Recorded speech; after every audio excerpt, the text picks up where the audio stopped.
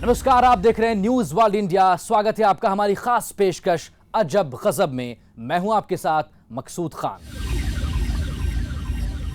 सरिस्का जंगल, जिसे आज टाइगर और पैंथर के लिए जाना जाता है, लेकिन इस जंगल में दो ऐसे भी किले हैं जिनके बारे में आपने ज्यादा सुना नहीं होगा, लेकिन इन किलों की भारतीय इतिहास में अहम भूमिका है। आज दोनों किले राजस्थान वन विभाग की देखरेख में हैं। दोनों ही किलों का वैभवशाली इतिहास है और दोनों का ही अपना अजब गजब राज भी है।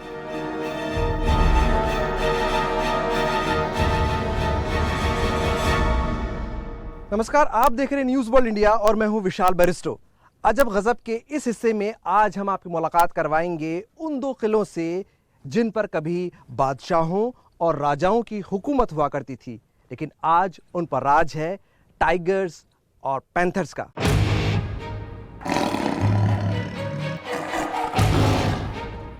शुरुआत करते हैं बाला किले से।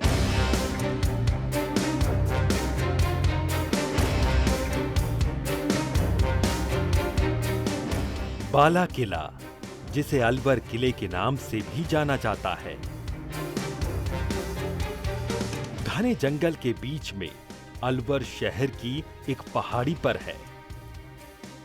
इस किले को साल 1492 में हसन खान मेवाती ने बनवाया था। ये स्मारक अपने चिनाई के मार्ग, भव्य इमारत और डिजाइन के लिए प्रसिद्ध है। बाला किले पर पहले खानदानों का, फिर मुगलों का, उसके बाद भरतपुर के जाटों का और आखिर में अलवर के राजपूतों का कब्जा रहा।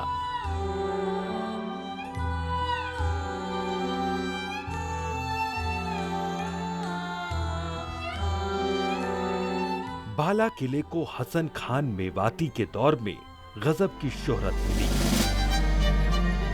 हसन खान, जिसके पुरखे कभी हिंदू थे और बाद में मुसलमान बनने के बाद वो खंजादे कहलाए, वतन परस्ती की मिसाल थे। खानवा की लड़ाई में राणा सांगा के साथ बाबर के खिलाफ वो जमकर लड़े और बाबर की मजहब की दुहाई के बावजूद भी हिंदू राजा राणा सांगा का साथ नहीं छोड़ा। 15वीं शताब्दी के आखिर में बाला किले की स्थापना करने वाले अलावल खां के बेटे हसन खां मेवाती को भारतीय इतिहास में अहम मुकाम इसलिए हासिल है क्योंकि हसन खां मेवाती वतन परस्ती के बेमिसाल नमूने थे। हसन खां मेवाती ने 1526 में पानीपत की पहली लड़ाई में इब्राहिम लोदी की सेना के साथ मिलकर बाबर से जमकर मुकाबला किया। इब्राहिम लोदी की सेना पानीपत की लड़ाई हार गई, लेकिन नहीं हारे हसन खां मेवाती। वो जाकर मिल गए चित्तौड़ के राणा सांगा के साथ और खानवा की लड़ाई में बाबर की सेना से जमकर लोहा लिया।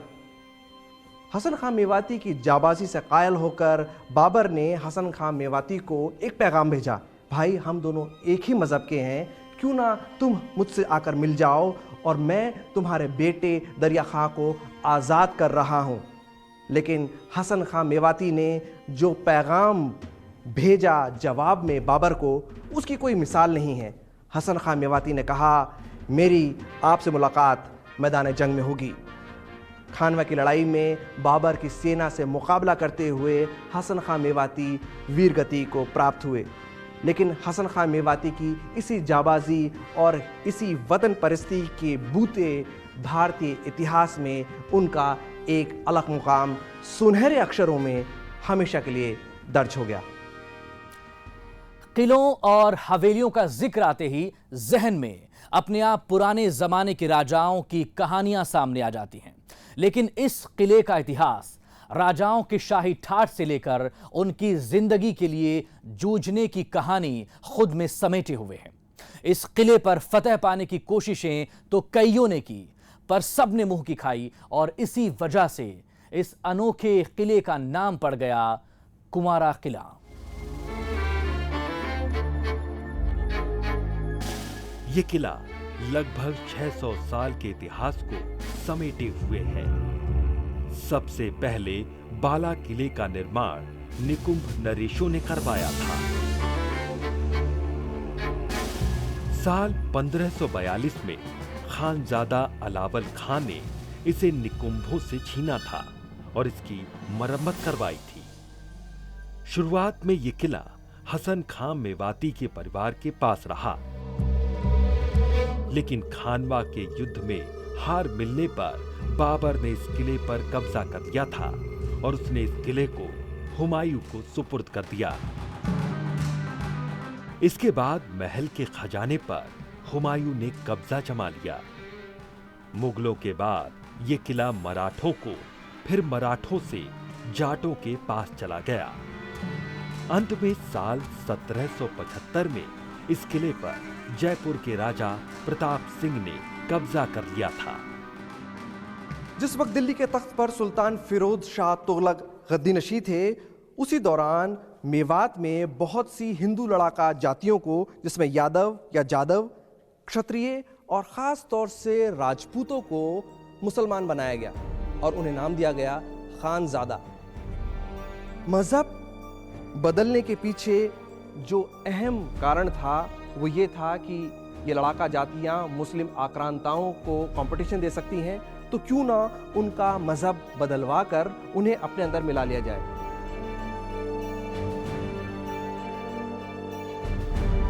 तिजारा, जो अब अलवर का हिस्सा है, एक ज़माने में एक अलग राज्य हुआ करता था। तिजारा के राजा तेहनपाल के वंशज सांभरपाल को मुसलमान बनाकर उनका नाम बदल दिया गया और उन्हें नाम दिया गया बहादुर खां मेवाती। ना सिर्फ नाम बदला गया बल्कि उन्हें सामंत बनाकर, जो एक अहम पोस्ट होती है, दिल्ली दरबार में उनको इज्जत बख्शी गई। बहादुर खां मेवाती के वंशज हसन खां मेवाती ने 1492 में इस किले की नींव रखी, जिसे बाला किला कहते हैं।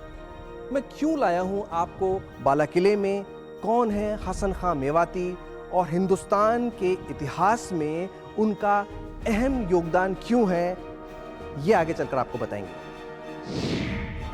इस किले में सलीम ने ली थी पनाह।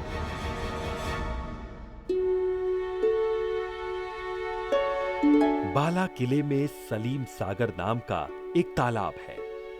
कहते हैं कि जब बादशाह अकबर ने सलीम को देश निकाला दे दिया था, तब दिल्ली से ईरान तक उसे किसी भी राजा ने बादशाह के भय की वजह से शरण नहीं दी। तब उसे अलवरगढ़ के राजा ने अपने किले में शरण दी। 2.5 साल तक सलीम यहां शरणार्थी रहे। उसी की याद में सलीम सागर का निर्माण किया गया। कहते हैं कि यह किला हमेशा अजेय रहा। इस पर आक्रमण तो हुए, लेकिन कोई भी इसे जीत नहीं सका। कुत्ता चलाता था तोप। बाला किले से करीब 200 मीटर पहले सड़क किनारे खंडहर नुमा इमारत दिखाई देती है, जिसमें राजाओं के शासनकाल के दौरान तोप बनवाया जाता था। यहीं उन तोपों का परीक्षण भी किया जाता था। परीक्षण का काम विक्टर नाम का कुत्ता करता था, जो तोप चलाने के बाद पास में बने पानी के कुंड में कूद जाता था। इसलिए उसे कोई नुकसान नहीं होता था। लेकिन एक बार एशिया महाद्वीप की दूसरी सबसे बड़ी तोप बनाई गई थी। तोप के परीक्षण के दौरान वो फट गई और विक्टर की मौत हो गई, जिसकी समाधि बनाई गई और इतिहास में उसका नाम दर्ज हो गया। किले की छत पर 164 तोप। अलवर जिले के बाला किला के किले की सुरक्षा के लिए बड़ी संख्या में तोपें लगाई गई हैं। 164 तोप आज भी किले के परकोटे और दूसरी सुरक्षा चौकियों पर लगी हुई हैं। चुनाई और वास्तुकला के लिए प्रसिद्ध ये किला अपने चिनाई और वास्तुकला के लिए प्रसिद्ध है। किले पर पहुंचने से पहले 6 प्रमुख दरवाजे बनाए गए हैं। जयपुर, लक्ष्मणपुर, सूरतपुर, चांदपुर, अंधेरी दरवाजा और कृष्णा दरवाजा, जो किले की ओर जाते हैं। खानवा की लड़ाई में राणा सांगा को हराकर बाबर ने बाला किले पर कब्जा जमा लिया। इतिहास बताता है कि 3 अप्रैल 1527 को बाबर ने इस किले में कदम रखा और 8 दिन इसी किले में बिताए। मैं इस वक्त किले के जिस हिस्से में हूँ वो एक बहुत ही इम्पॉर्टेंट हिस्सा है, क्योंकि यहाँ पर राजा का दरबार सजता था। आप देख सकते हैं ये खूबसूरत आराइश का काम, इसे आराइश कहा जाता है, जिसमें बेल बूटे बने हुए हैं, फूल पत्तियाँ बनी हुई हैं और बीच में है सुनहरे चमकते रंग। ये रंग नहीं है बल्कि सोने का पानी है, सोने का पानी जो इसके नूर को आज भी बरकरार रखे हुए है। वक्त के थपेड़ों ने, बदलते मौसम ने और हम इंसानों की नासमझी की वजह से इस किले की ये जो खूबसूरत आराइश का काम है वो काफ़ी हद तक ख़राब हो चुका है। मेरे दाहिनी तरफ है दीवाने आम, जहाँ पर राजा की रियाया बैठती थी और यहाँ बैठकर वो अपनी रियाया को एड्रेस करते थे। और उसके ऊपर झरोके बने हुए हैं जहाँ रानियाँ बैठकर नीचे जो कोर्ट प्रोसीडिंग्स हैं उसको देखा करती थी, उसकी विटनेस हुआ करती थी। लेकिन आप ये बोलेंगे कि कहाँ मुग़ल सल्तनत, कहाँ मुग़ल बादशाह और कहाँ राजा। इसके पीछे भी एक पूरा इतिहास है।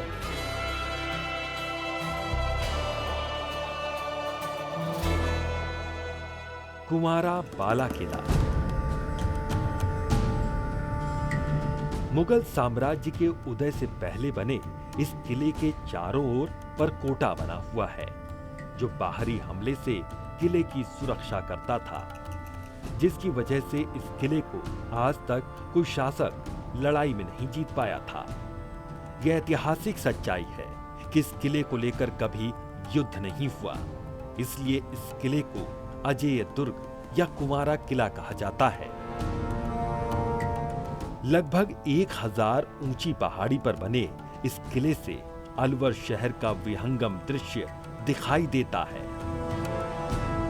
मैं महल के उस हिस्से में आ गया हूँ जिसे दीवाने आम कहा जाता है। ये वो कोर्टयार्ड है, ये वो हिस्सा है जहाँ पर रियाया बैठकर अपने राजा से मुखातिब होती थी, अपने राजा के सामने इश्यूज रखती थी, अपने राजा से इंसाफ की गुहार लगाती थी। और दाहिनी तरफ है वो हिस्सा जो रानी महल के ऊपर का हिस्सा है, जिन झरोकों में बैठकर रानियाँ कोर्ट प्रोसीडिंग्स को विटनेस करा करती थी। अब आप सवाल करेंगे कि कहाँ मुग़ल बादशाह और कहाँ राजा।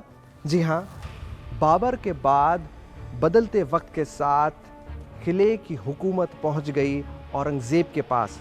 औरंगज़ेब के ज़माने में इस किले की हिफाजत सौंपी गई आमेर के राजा मिर्ज़ा राजा जयसिंह को। औरंगज़ेब के बाद मुग़लिया बादशाहत डगमगाने लगी, कमज़ोर होने लगी, और ये वही वक्त था जब भरतपुर के महाराजा सूरजमल ने आक्रमण किया, चैलेंज किया मुग़लिया बादशाहत को और बाला किले पर कब्ज़ा जमा लिया। सूरजमल के बाद उनके बेटे जवाहर सिंह इस किले पर हुकूमत करते थे और उसके बाद 1775 में 1775 में राजगढ़ के जागीरदार राव राजा प्रताप सिंह ने इसी बाला किले पर झंडा फहराकर अलवर राज की स्थापना कर दी। सरिस्का जंगल में बाला किला अब राजस्थान के वन विभाग की हिफाजत में है। यह किला, जो अपनी वास्तुकला के डिजाइन के लिए काफी मशहूर है, मुगल काल में बनाया गया था और बाद में इस पर कछवाहा राजपूतों ने कब्जा कर लिया। 5 किलोमीटर लंबे और 1.5 किलोमीटर चौड़े बाला किले में जहांगीर ने भी कुछ वक्त बिताया था। इतिहास के मुताबिक अकबर ने अपने बेटे से नाराज होकर सजा के तौर पर जहांगीर को कुछ वक्त के लिए बाला किले में भेज दिया। जिस जगह जहांगीर ने वक्त बिताया उसे सलीम महल भी कहा जाता है।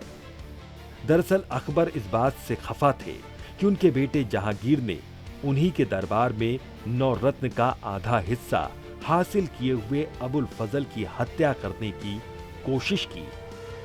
पानीपत की पहली लड़ाई और खानवा के जंग में हसन खां मेवाती की जाबाजी और वतन परस्ती का बाबर इस कदर मुरीद हुआ कि उसने फैसला कर लिया कि हसन खां मेवाती की मौत के बाद ना रहेगी दुश्मनी, ना रहेगी कड़वाहट, और इसकी नींव पड़ी हसन खां मेवाती की मौत के बाद, जब इसी बाला किले में बाबर ने हसन खां मेवाती के बेटे दरिया खां को तिजारा का जागीरदार ताउम्र मुकर्रर कर दिया।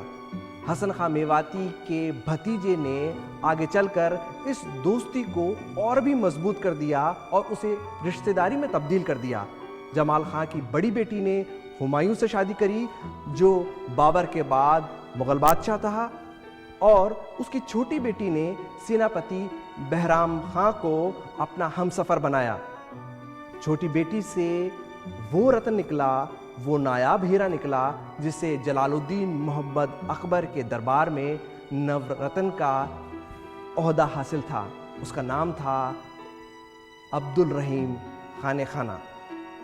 इस बाला किले ने हिंदुस्तान के इतिहास में अहम रोल तो निभाया ही, साथ ही इस बात का गवाह भी रहा कि किस तरह इंसान, चाहे उसका कोई भी मज़हब क्यों ना हो, अगर वो वतन परस्त है, अगर वो जाबाज है, तो वो अपने पीछे अपना इतिहास खुद लिख जाता है। बाला किले से निकलकर हम चलेंगे उस किले में जहाँ पर औरंगजेब ने अपने भाई दारा शिकोह को कैद करके रखा था, इस फिक्र में कि कहीं दारा शिकोह तख्त पर काबिज ना हो जाए। आइए चलते हैं और आपकी मुलाकात करवाते हैं कांकवाड़ी किले से।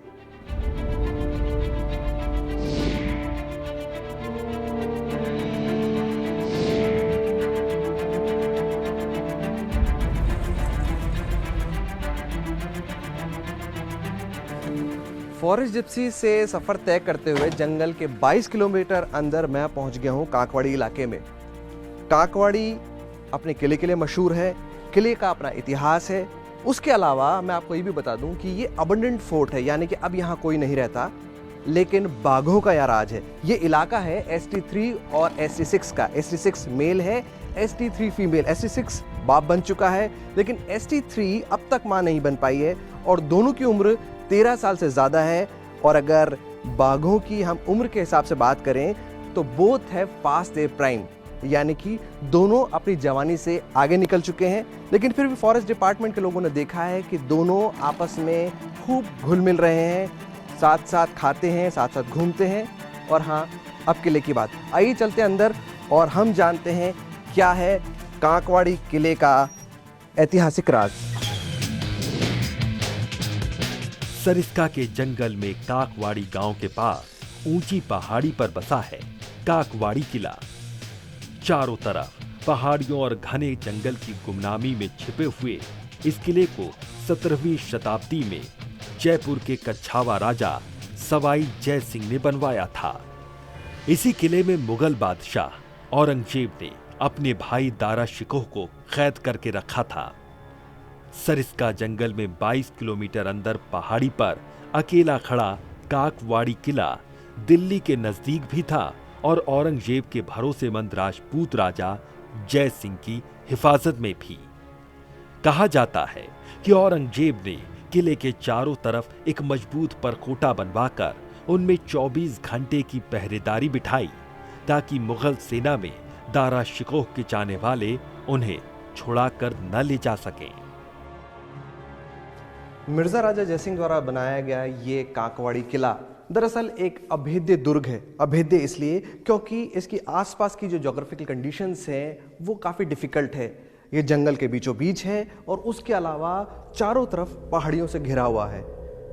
दूसरे किले अगर आपने देखे होंगे तो वो पहाड़ के ऊपर बने होते थे, दूर से दिखाई देते थे, लेकिन ये जो किला है ये चारों तरफ से एक अजीब कैमोफ्लेज के ज़रिए छिपा हुआ है। यही वजह थी कि यहाँ पर राजनीतिक कैदियों को रखा जाता था। लेकिन ऐसा भी एक कैदी यहाँ रहा कुछ दिन, जिसकी वजह से ये किला तो मशहूर हुआ ही, साथ ही हिंदुस्तान की और मुगलिया सल्तनत की किस्मत हमेशा के लिए बदल गई।